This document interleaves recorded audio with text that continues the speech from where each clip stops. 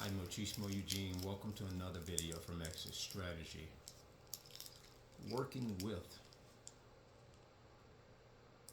someone who you know is working against you. Working with someone who you know, or working with someone who you realize is working against you. Now, you're awakened and path chosen ones. But in the relationship dynamic, you're probably either out of it or you're contemplating getting out of it. You've made your mind up. You know what this entity is that you're dealing with, you're married to, you've been in cahoots with, relationship wise, family dynamic. But I want to go a bit further. I want to talk about the fact that you have an employer, you're employed somewhere, you have a workplace setting. Now that you're awakened, undeniably, just as I did when I was employed at the job I consequently got fired from, I went into the job not knowing all the narcissists, gradually, progressively finding out and discovering by way of a few different cues, behaviors, conversations, body language, a set of factors that I took into account. Then I had to arrive at the conclusion that I, in fact, I had to determine to work with people and entities that were in fact working against me. Now, this one hit real hard because now that you're awakened, I'm sure some of you all have arrived at the same conclusion. I know a lot of you all are off for the holidays, but you have to go back to that job because you have to pay your bills.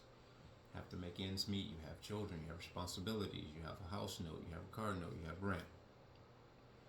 I know some of you all have contemplating quitting.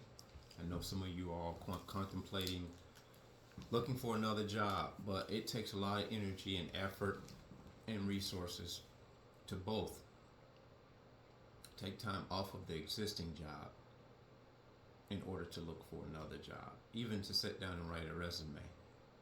No one really likes doing this, starting this process over, especially if you've been at that job for some time now.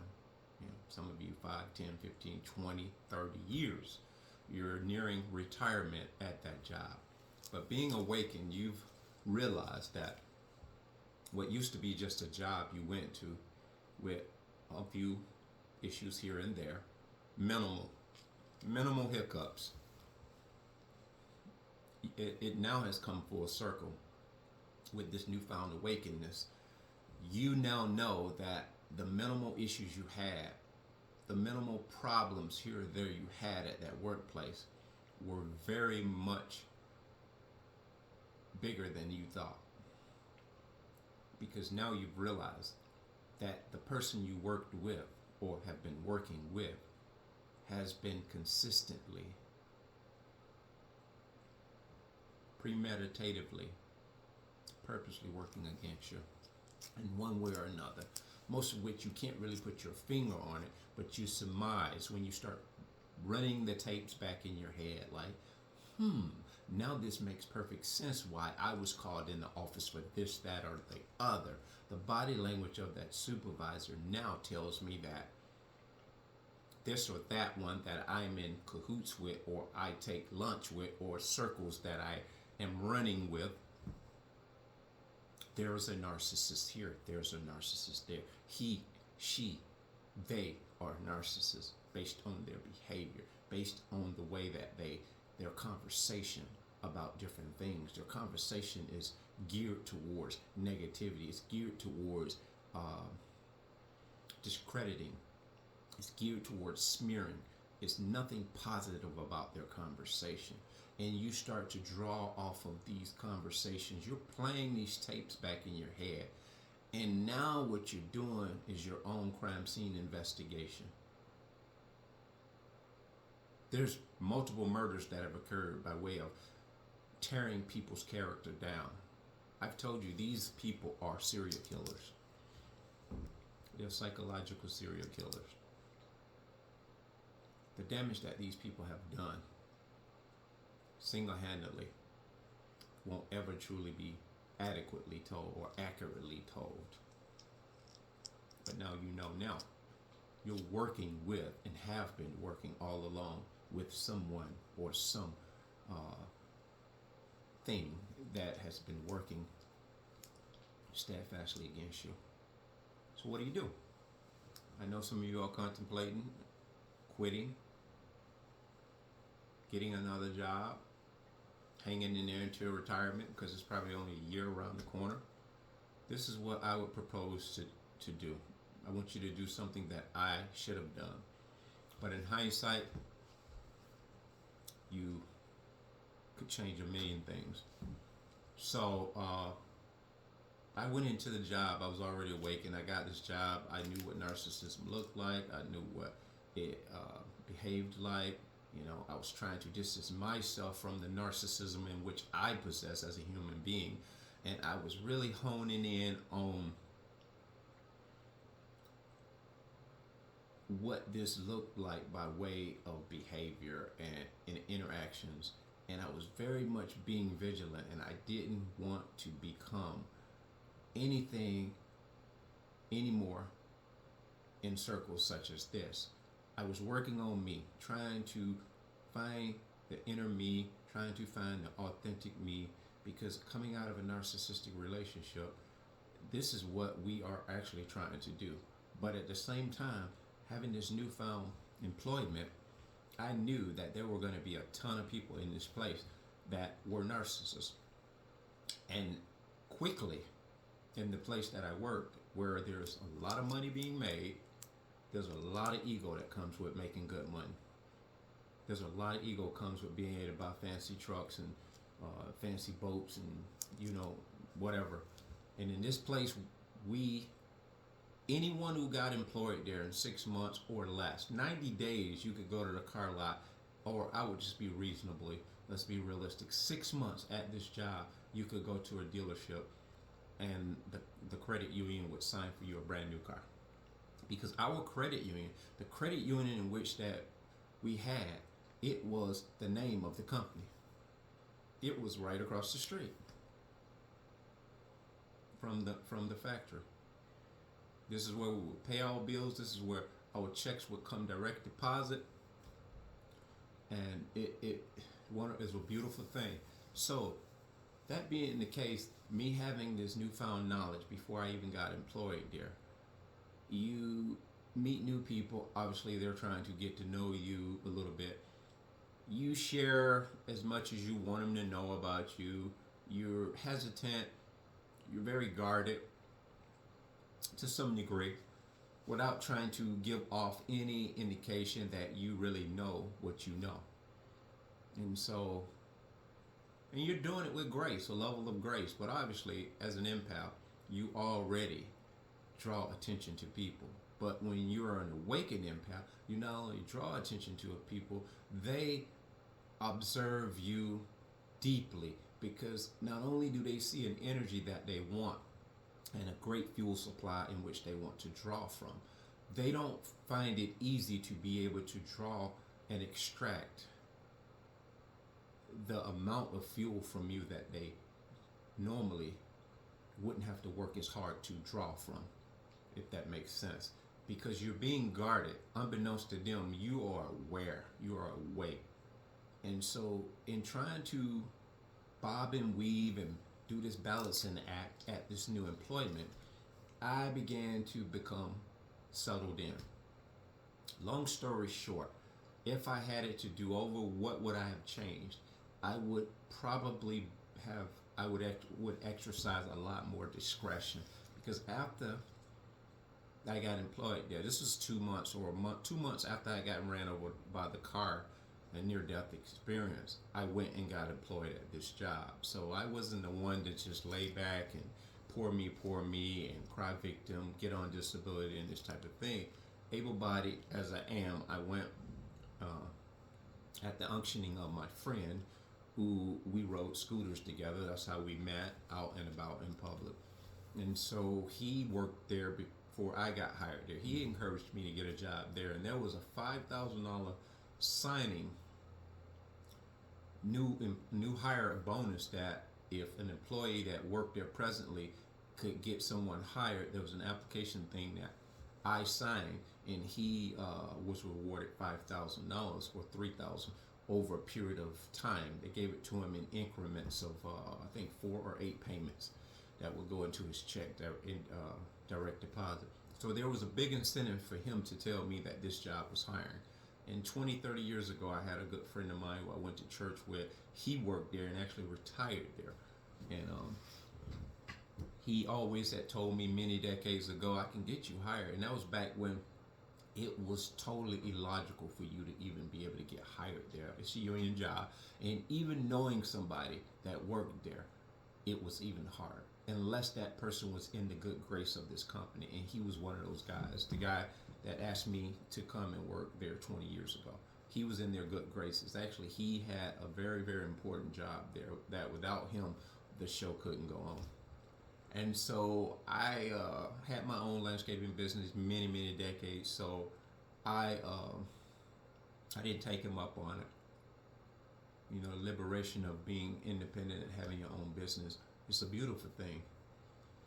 It has its drawbacks because the consistency or the inconsistency of income is not like that of an employer where you look for a check every week or bi-weekly.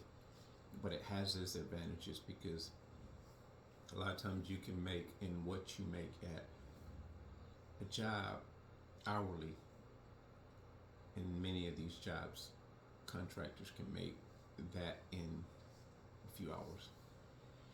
And so you pay your own health insurance, blah, blah, blah, blah. So it's give and take. That's what I would change if I had anything to do differently.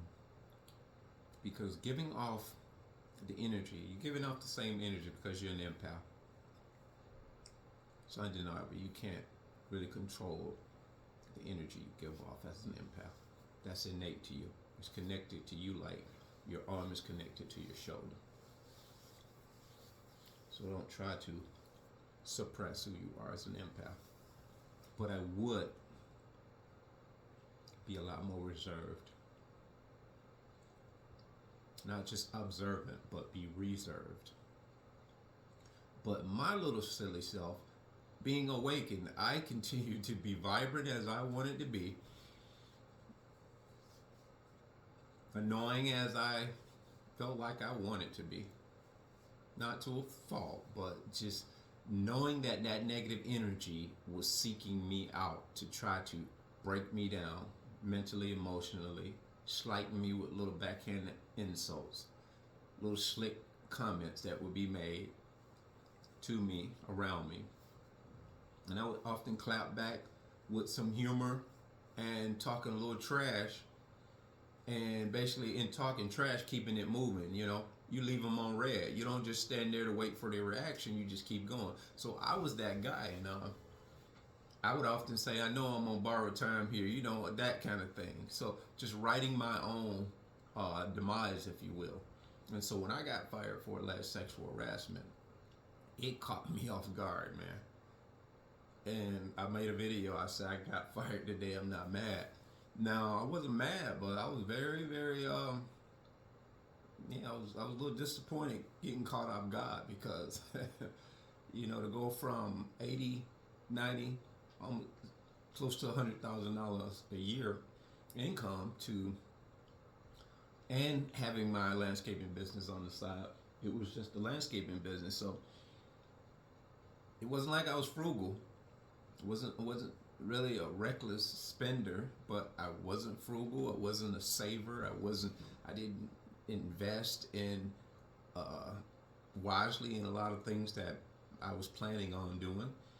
So I won't say I shot my own foot off, but I didn't do a lot to try to sustain my presence there. Because if you want the truth, I really cannot stomach narcissists. I really can't. And for me, one who can't really play face, not to say that, you know, you guys are, but some of you all can relate to the personality that I have, because you too may possess that type of personality. It is just hard. The hardest thing for people like me to do is to stand there and stare at demonic disgust and pretend or give this or like act as though I don't see what I see. I'm not a good actor in that. You know, I can ignore and like look off, and even in that, you know, it rubs people the wrong way. I can act very uninterested, which is everyone's right. We don't have to be interested in what everybody else is doing. And because you make a determined decision not to play in any reindeer games or dance to anyone else's music, you're the last man out. You're ostracized. And so I knew I was on borrowed time.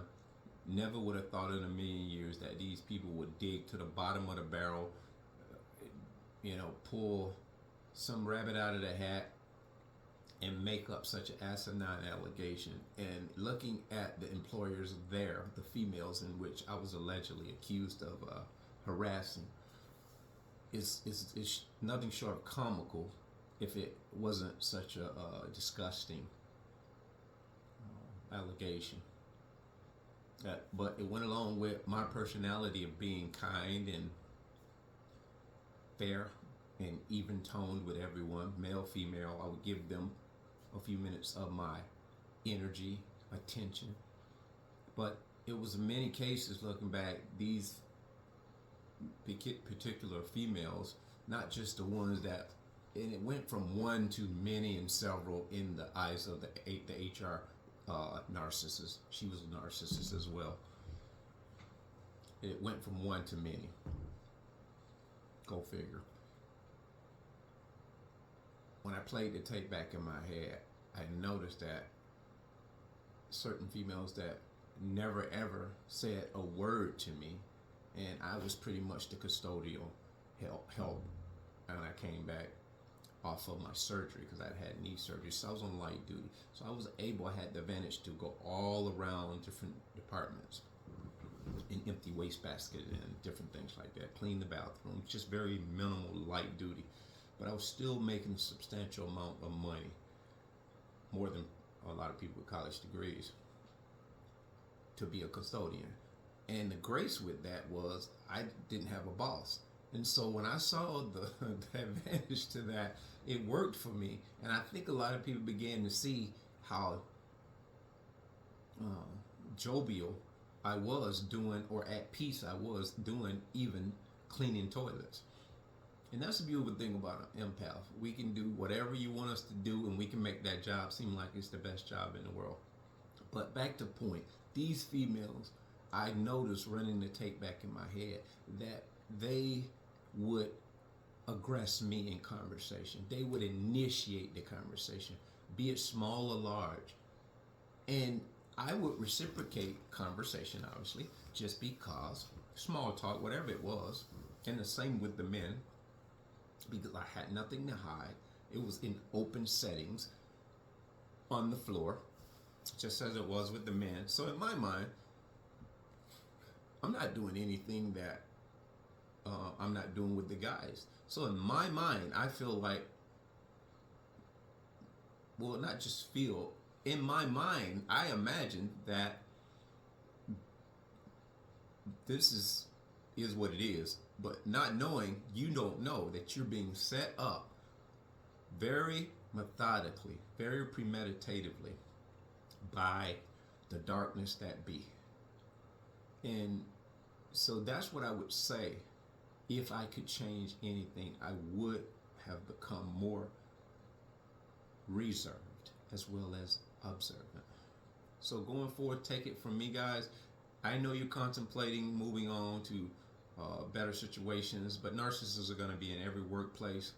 But this has come to a point where it may seem and feel very oppressive now, going to these jobs, knowing full well the people that you're dealing with are pretty much narcissists. In some cases, you're working right beside them, and it's a team effort. and unfortunately you have a narcissist that you are codepending on to help make production, what have you, and they're not pulling their end of the deal. They're grumbling, complaining, blame shifting, you name it. We know what they do, and so that's debilitating. And you get off work and you wonder why you're exhausted from the job because of all of these things. And so I would just encourage you to be a lot less or a lot more observant and a lot more equally as reservant. Be reserved and move in silence. That's what I would encourage you guys to do until you decide what, in fact, you need to do going forward, because we know it doesn't get better when you're working in and around environments with these people. They are attached to you like leeches, and their whole agenda is to destroy you. That being said, bless.